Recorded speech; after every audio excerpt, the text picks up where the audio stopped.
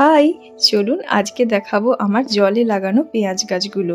আমি জল আর মাটি দুই জায়গাতেই পেঁয়াজগুলো লাগিয়েছি। প্রথম দিকে তো বড় সাইজের পেঁয়াজ লাগিয়েছিলাম, কিন্তু হনুমান এসে দেখতে পেয়ে সেই পেঁয়াজগুলো খেয়ে গেছে।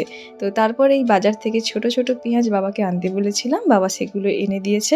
আর দেখুন, এই পেঁয়াজ কিন্তু খুব তাড়াতাড়ি এর গাছগুলো ফুটে যায়। আর এক সপ্তাহ হয়নি বোধহয়, গাছগুলো অনেক লম্বা হয়ে গেছে। আমি পুরো ভুলে গেছিলাম, কারণ দুটো টবের মাঝে এই বাক্সটা রাখা ছিল। আজকে হঠাৎ চোখ পড়লো যে গাছগুলো এতটা ঝাঁকড়া হয়ে গেছে, পেঁয়াজগুলো ছোট তো তাই মাথাটা আর ধরে রাখতে পারছে না, ঝুঁকে যাচ্ছে। তো এগুলোকে আজকে আমি হারভেস্ট করেই নিলাম। যে কোনো চাইনিজ রান্নাতে স্প্রিং অনিয়ন আপনারা ব্যবহার করতে পারবেন, খুবই ভালো লাগে। আর এই পেঁয়াজের যে এগুলো গাছগুলো দেখছেন, এখান থেকে কিন্তু পেঁয়াজ পাওয়া যাবে না, তবে পেঁয়াজ কলি পাওয়া যায়। তো সেটার জন্য অপেক্ষা করব। বড় সাইজের একটা পেঁয়াজ এই যে মাটিতে লাগিয়ে রেখেছি, দেখুন কীরকম ঝাঁকড়া হয়ে গেছে। হনুমান এটা দেখতে পাইনি, এটা তুলেও নিয়ে যায়নি। আর ছায়া জায়গাতে, রৌদ্র জায়গাতে, দুই জায়গাতেই আমি দেখেছি পেঁয়াজ গাছটা ভালো হয়। শনপাপড়ির একটা বাক্স এইভাবে কেটে তার উপরের চাপাটাকে হোল করে নিয়ে এইভাবে জল দিয়ে বসিয়েছিলাম পেঁয়াজ গাছগুলো।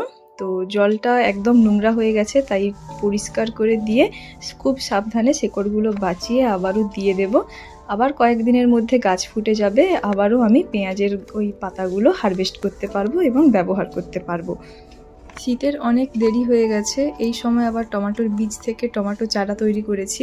দেরি হওয়ার কারণ হচ্ছে মাটি একদম শেষ হয়ে গেছে। আমাদের বাড়ির পাশে জমি থাকা সত্ত্বেও মাটি ভেজা থাকার কারণে সেভাবে মাটি নিতে পারিনি। ছোটোবেলা থেকে আমি আমার মাকে দেখেছি গাছের যত্ন করতে, মাকে দেখে দেখেই যতটা শেখা, সেভাবে আমি অভিজ্ঞ নই। অনেক দিন হয়ে গেছে, তো পেঁয়াজের এই ওপরের শল্কগুলো যেগুলো নষ্ট হয়ে গেছে সেগুলোকে ছাড়িয়ে পরিষ্কার করে দিলাম। পেঁয়াজের শেকড় কিন্তু খুব ভালো আছে, তাই পচে যাওয়ার কোনো ভয় নেই। আজ আসছি, দেখা হচ্ছে কাল।